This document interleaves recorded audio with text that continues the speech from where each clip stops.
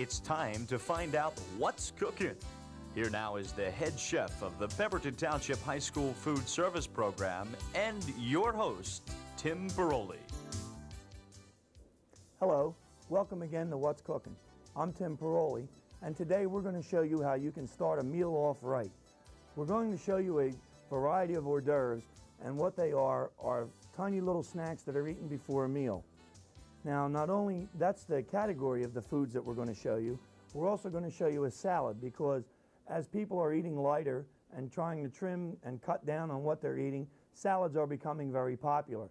So in the trend of eating light, many of us are taking to preparing a small entree type food and thereby turning it into an hors d'oeuvre, and then just following that up with a salad, and then you still have room for a dessert. So for some of the ideas that we're going to do today, I thought we'd wing it. And that's our first recipe that we're going to show you, is how to prepare the chicken wings for hors d'oeuvres. And what you're going to need to do this is some chicken wings, and we buy those just the way you would buy them, and we prepare them in a way that makes them very easy to eat. So to wing it, here's what you need: some chicken wings, flour, egg wash, and breadcrumbs. That's for making them one way. Some barbecue sauce, we're going to make them barbecued, and salt and pepper, rosemary, and garlic for the third way that we're going to prepare them. And what we're going to do with them is we're going to show you how to drum them out, how to turn those wings into little drums. And then we're going to bread some, we're going to bake them, and we're going to barbecue them, and we're going to eat them while they're hot.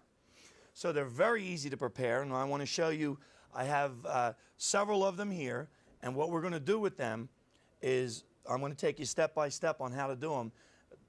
Those of you who have done wings before maybe have done them and left them with the bones in, and that's very nice, but they're kind of messy to eat. So if you're going to prepare something where you're all dolled up and don't want to get too dirty, this is the ticket. All you need are some regular chicken wings, and that's what we have here, and either a French knife like I have here, and all that is a kitchen knife. It's very thick and heavy in here, and that's what we're after. And all we're going to do with these is we're going to lay the wing out, and when you look at the wing, there's 3 sections on a wing, and that's what we're going to show you right now. And we're going to start, so that we don't get confused, on the wing tip, and that's the part that's the furthest away from the body on the chicken. So we have the wing tip, then we have the middle section of the wing, which has 2 bones running through it, and then we have the first joint, which has just 1 bone running through it. So the one with the knuckle on it with 1 bone, then the center has 2 bones, and we're not going to use the wing tips today.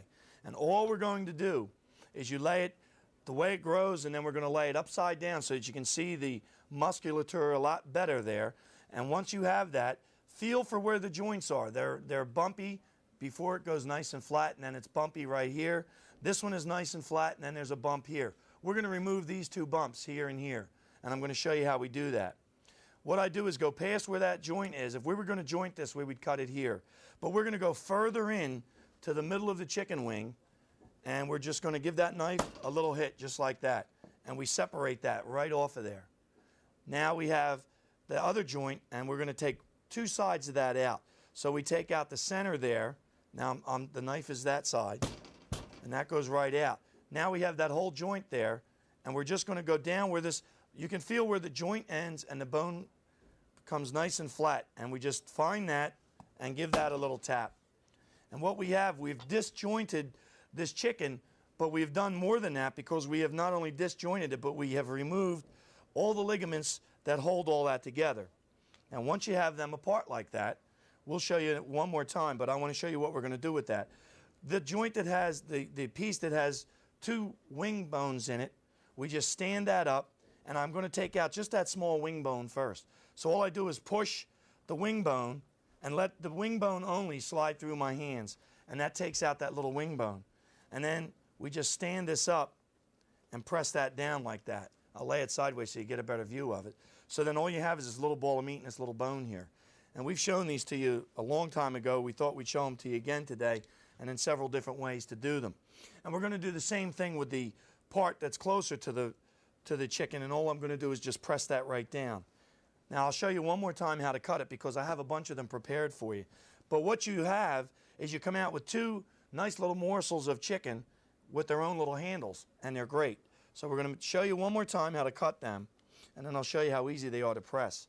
So just to review you real quick, we have the wing tip and where it was connected, and all we're going to do is go past the wing joint and cut that, give it a little smack just to go through them tiny little bones. And we do the same thing on the other end of the double bone centerpiece, and then we just find out where the bone is, nice and flat. You can feel there's almost nothing on the bone there, and that comes off. All right, and then once you have that off, all you got to do, the one with two bones, we just press out the little bone there, just like that, pull it out, and then we just press that one down, and we press the other one down. And it takes a little bit of practice where to cut them. But once you've learned where to cut them, you'll cut a whole bunch up like I have here, and they're all ready to go, and then you can just set them all up. And once you're ready to set them all up, you'll do like I've done, because we're going to prepare a bunch of these because they're going to eat these like crazy. So I'm using a pie pan because I don't want to worry about cleaning any of that up. And I also have ready here in a pie pan, I've got the breadcrumbs. I'll just toss them over there, and I got a little bit of flour right here. And this is, if you've had trouble when you're trying to bread something, just remember that all you have to have is flour, egg wash, and breadcrumb. Now, if they're your pans and you don't want to have to worry about cleaning them, do that. Now, I'm not going to clean these, but I'm worried about losing any of the chicken sticking to it. Now, these are very easy to bread. All we have to do is we're going to dredge these in flour, and I'm just going to pick a few of them out here. And by dredging, what we mean is we just coat them with flour, and then we're going to shake off the excess. That's good. We'll do a couple like that. Then we're going to take, and we're going to make up a little bit of egg. Let's move this out here. All right. And then what I'm going to do with this is we're going to just beat that egg up a little bit. And we shake off the excess on them. Okay, and then they're going to be nice and dry. And now we're done with the flour. And these are going to go right into the egg. And you don't have to be real particular with these. These are a great little dish if you've got children that want to help out. You won't make too much of a mess. And your hands won't get too messed up. Most of the time when we're breading something, we have to remember to keep one hand for the wet end and one hand for the dry end. And with these, it's just a matter of just hang on to that handle there and they're all set. And they go right in there. Now, that's for the breaded ones. Now, if you have a fryer going, you can deep fry them. If you want to avoid the fried foods, do what I'm going to do. We're just going to stand these right up, and they're going to go right into our oven, and that's where they're headed right now. So we did some, and they're breaded, and they're going in the oven. 300, 350, anything like that will do fine. You don't have to, it's not critical. All we got to do is cook them till they're done. And we can tell they're done because they're going to be nice and crunchy on the outside and juicy on the inside. Remember that if you like to eat chicken wings, the reason you like to eat them is because they're nice and juicy. These are going to be the same way. Now to barbecue them, if you have barbecue sauce, just like that, just dip them right in there. And they're going to just coat them around like that. Now remember that these are nice and small. They're only little tiny pieces of meat. They're going to cook real quick. Okay, so that's going to go right into the oven. So we've got those two going. And then I'm going to set up one more pan. If you are trying to stay away from the barbecue sauce and the breading is too much for you, then just do this with them. Lay them over on their side so you expose a little bit more of the meat. And just put a little salt, a little bit of garlic, a little bit of pepper. And then I'm going to put some rosemary right in the pan with them. And rosemary is an aromatic. And these are going to be baked chicken pieces, and they're going to be really nice. And they're going to go in the oven as soon as I have a little room. So we've got our wings rolling along. I'd like to show you a recipe for stuffing mushrooms because they're going to be our next little item up, which is going to be another hors d'oeuvre. And most people enjoy eating stuffed mushrooms, but they're always afraid to try to make them. Let me assure you, making the stuffed mushrooms is very easy. First thing we're going to do is hollow out the mushrooms. We're going to fill some with uncased sausage. We're going to fill some with a mushroom duxelle. All that is chopped stuffed mushroom stuffing. And then we're going to fill some with crab meat and a little bit of cream sauce. And then we're going to just bake them until they're hot. So here's what we're going to do. We're going to get them set up, and we're going to take this one, which has the first one I told you is an uncased sausage. So what I have here is just some sweet Italian sausage, and to uncase that, all we do is split that. We're not going to need all of that. We're going to split that right down the side, and now I have an instant filling for mushrooms. So we take some of the centers out, and we're just going to put them right in there. That's all there is to these. These are very simple. And you just pop that filling right in there, and we keep just to knock the centers right out, and we're just going to press some of that right in there. So that's how we make a stuffed mushroom, and that's a very quick way to do a stuffed mushroom, and they're very good. For as easy as they are really very, very good. Now the next one that I'm going to show you is a little expensive, but we have a way of getting around that. And since we're going to be using the most expensive item today is the crab meat, and this little can was over $6. There's a lot of ways to make this go a lot further. Now, everyone's going to think you're a big shot and you're really splurging on them and that nothing is too good for them. Well, this, as I said, this will go a long way. And what's going to help us with that is a little bit of cream sauce. Now, you can buy that, or you can take and use a mushroom soup if you'd like. So what I have is just some cream sauce that we made up. And that goes right in there. And we're going to put in some of the crab meat. And that's going to make that hold together. And it's also going to make that go a little further. So that's what we're after. And then we're going to just put a little bit of color into that. And we're going to do that with a little bit of green pepper. Remember that a mushroom all by itself, if we were to just take the mushroom and broil the mushroom off, it's going to be very flat and not have a lot of flavor to it. So a mushroom is actually a very nice holder and a cup to bake it in, but you can also eat that. So it serves two purposes. It's something to hold the meat that we're cooking, and it's also something that we're going to be able to eat. So we want to remember that we're trying to keep this so that it's very easy to eat, and I want it to be very easy for you to make. And we're going to just put a tiny bit of garlic in there, a little bit of salt, and I'm going to add a little bit of parsley flake to that. And then all we do is just mix this right up. If we were to just put the crab meat in there all by itself, the edges or the stringy part of the crab meat, as the heat works on it, it would just take them and burn them right up, and we don't want that. What we want is to have a nice, smooth-looking stuffing, and we want that to brown real even across the top. So that's what we're after here. And if you look, you can see how that has all come together, and that's got a nice, attractive look to it, and it's going to have all the flavor of the crab meat right through it. And we're going to just put that right into a couple more of these mushrooms. Now, the size of the mushroom doesn't matter. If you get them all the same size, they're all going to take about the same amount of time. If you're doing quite a lot of mushrooms, what you want to remember is that you can put all the bigger ones on one pan and all the smaller ones on another pan. If you're not, and you're taking just a few mushrooms, then take the larger mushrooms and don't stuff them so full. Just take them and put some of the filling in them, and the little ones, fill them right up, because that way you'll even up the cooking time on them. And one won't take any longer to cook than the other. So they'll all be done at about the same time, and that's what we're after. And again, if you notice, we're only putting in a little bit of filling, so it's not going to take long to cook it. And we all know that a mushroom cooks very, very quickly. So we've got our mushroom stuffed with sausage and with the crab meat, and all we're going to do is chop up some of the stems and throw them into the other mushrooms. And we're going to take a little break.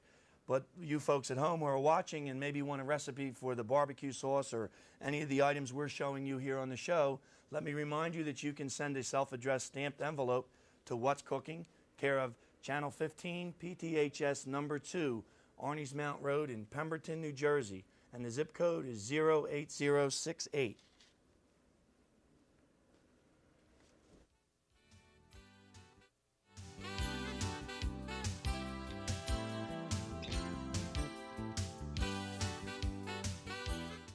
The floral arrangements seen on the set of What's Cooking are provided by the Cranberry Blossom Floral Company. 120 Hanover Street in Pemberton, New Jersey. The Cranberry Blossom Floral Company specializes in flowers for all occasions, including those special designs for parties and weddings. That's the Cranberry Blossom Floral Company, your FTD florist in Pemberton, New Jersey. Call area 609-894-8080. Wake up all the teachers, time to teach a new way. Maybe then they'll listen to what you have to say. The power of teaching. The world won't get no better if we're just... The power to wake up young minds. The power to wake up the world. Teachers have that power. Reach for the power. Teach. We're recruiting young teachers. Call 1-800-45-TEACH. Hello, welcome back to What's Cooking. We're going to take a look at our hors d'oeuvres in the oven because I want to show you just how nice they look. Once they get cooking along, many of us have a tendency to worry about them. With the oven that we've got, we're going to take a peek at them. Now, while you were gone, what I did was I consolidated a little bit of space. We put our breaded wings with our barbecued wings, and they are just about ready. The color of the bones will change, and they're also going to tighten up and plump up just a little bit. So looking at these, I'm going to give them another 5 minutes. And here's our mushrooms all together with a couple more wings floating around. We have a very hungry crew today. And once that stuffing in there changes color, and you can see how I can press on it and it firms up, that's ready to go. All we're waiting for now is that mushroom to get a little more tender. So we're going to head back to the kitchen over here, and we're going to show you how to make the salad that I talked about earlier. The salad we're going to show you today is a spinach salad, and it's a classical type of salad in that it uses raw, fresh spinach. It's going to use some mushrooms. Since I have them, we're going to use them. We're going to use some bacon fat. We're going to use oil, vinegar, dry mustard, salt, pepper, sugar, and water, and we're going to make a basic French or vinaigrette dressing out of that. I have to tell you that it's a vinaigrette because most of us think of a basic French dressing. We think of the red one. Well, basic French is not red at all. So we've got washed spinach here. We're going to cut some mushrooms. They're going to go into the bowl. Then over here, we're going to make our vinaigrette. And I've already rendered the bacon to save some time. We're going to toss the salad with the dressing, and we're going to finish that with the hot fat. And that is really a nice salad. It makes a great presentation because after you get it all ready, the last thing you do is put the dressing and the fat over it, and everybody oohs and ahs. So what I have here is rendered bacon fat. I'm going to confess I ate most of the bacon. I got a couple slices here. I don't always put that in the salad because it doesn't always make it. However, the reason for the fat is to wilt the spinach, and this is many times sold as a wilted spinach salad. So what we're going to do is start off by making a basic vinaigrette. So keep your eye on the bowl, and I'm going to show you the ingredients that are going to go in there. We're going to start off with some salt and some pepper. Now, you folks at home are going crazy because he's just saying some of this and some of that. What I want to tell you is try it, and then when you taste it, if it's too sweet, you may say, gee, I don't want any sugar in mine, or that was too much, so put in less as you make it. The dry mustard is going to help us hold that together, and it's a lot of fire. That's going to give it a lot of heat, and it's a different kind of heat than what we're used to with just pepper. So I got the water here, the vinegar here, the oil here. We're going to start. Now what I'm going to begin with is a little bit of the vinegar because that's going to dissolve what's in there. So that goes in there. I'm going to just stir that around a little bit. A little bit more. Now the reason I've said to put water in here also is because if you put in just the vinegar, it'll be too strong.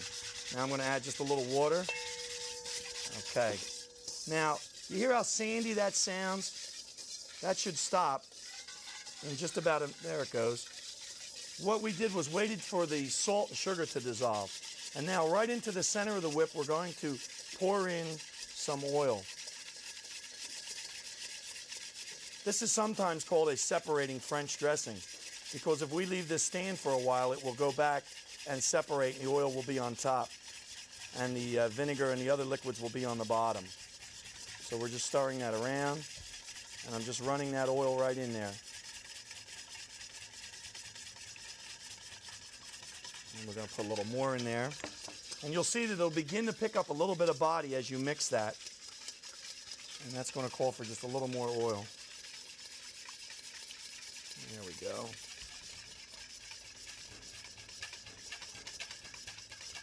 Now the more oil I put in it at this point, all it's going to do is make that thicker. You can see how that's got some body to it. Now that is just what I want in the way of the texture and the body of that dressing.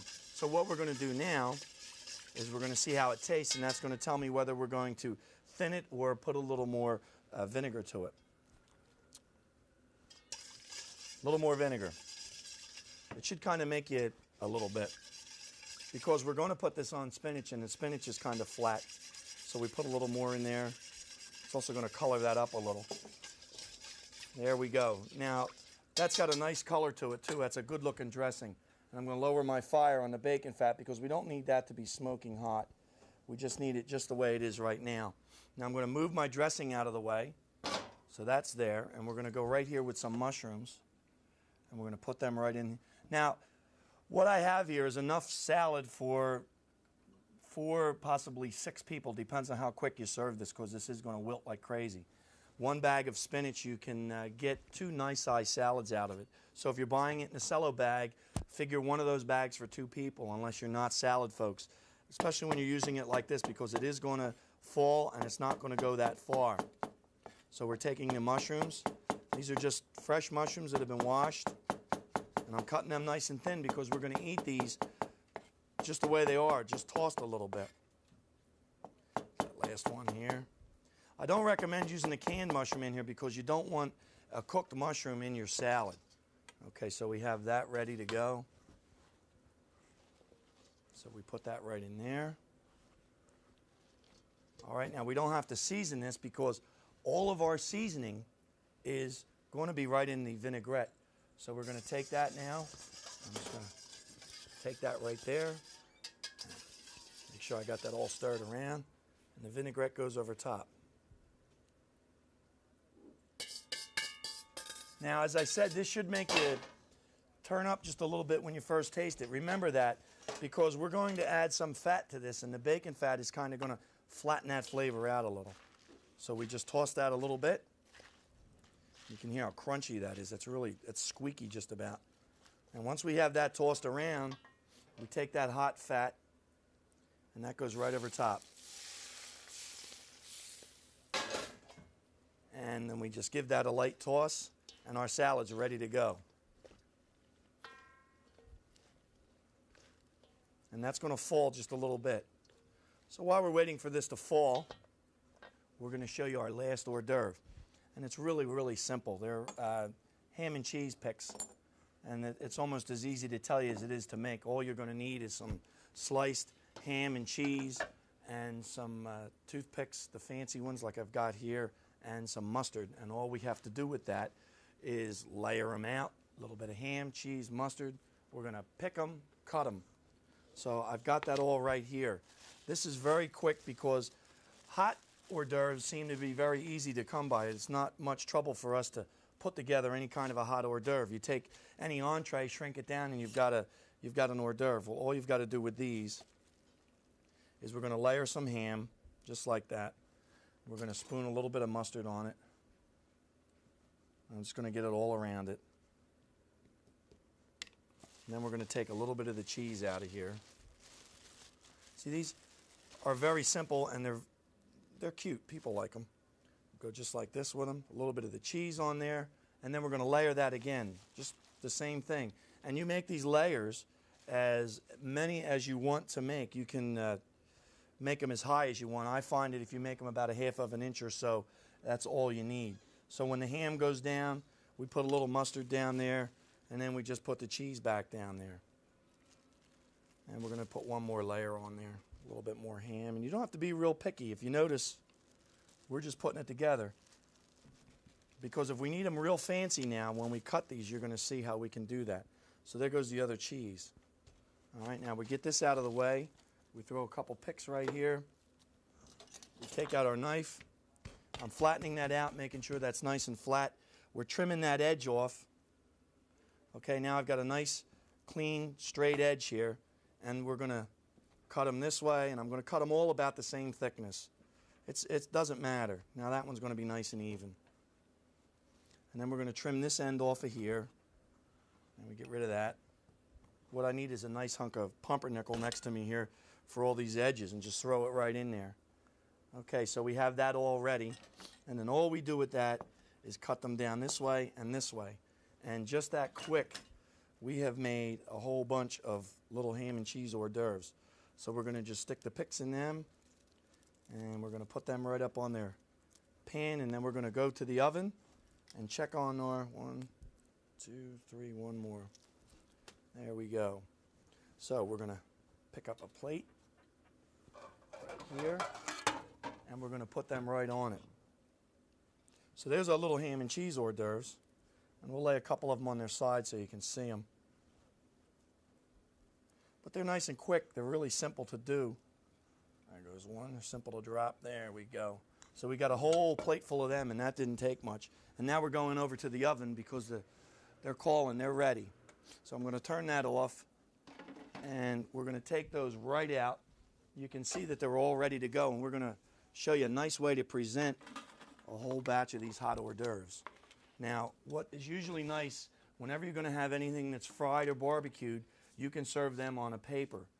Now, what I mean by that is a doily, and that is okay to put them on there, and that'll drain them. And it's also going to take the mushrooms, the water from the mushrooms, and it's going to drain those also. So we're going to arrange those just like this. And we're going to put some of our breaded ones there. We're going to go to the other side, and we're going to put some of our baked ones there. The cooking time on these has been about 10 minutes in an oven. Now, the only thing that makes our oven a little faster is that it has a fan in it. So if you have a regular oven, it might take you 20 to 25 minutes, and it also will depend upon how many of the hors d'oeuvres you've got in there. And that's all you have to do. So to make these, all you need are the chicken wings, and as I said, a standard breading procedure. And we can use barbecue sauce like we did today, or you can just bake some up. And all you had to do was cut them the way we showed you, and then we baked some, barbecued some, and we are going to enjoy these while they're hot. The second one we showed you are the stuffed mushrooms, and they're going to be in the center of our plate. And we did some of those with sausage, crab meat, and peppers and onion. And all you have to do is take your mushrooms, and we pop the stems right out of them, and that leaves a nice hollow center for you to fill. And we filled some with regular sweet sausage, which we uncased, and we filled the rest with a little bit of crab meat and the cream sauce. And I'm putting out for you the spinach salad, which is just the spinach and the mushrooms, a little bit of vinaigrette, and it's as easy as 1, 2, 3. So whenever you're going to try to prepare some cold hors d'oeuvres, remember our picks, remember our hot wings, and how easy it goes together with a salad. Thank you for watching.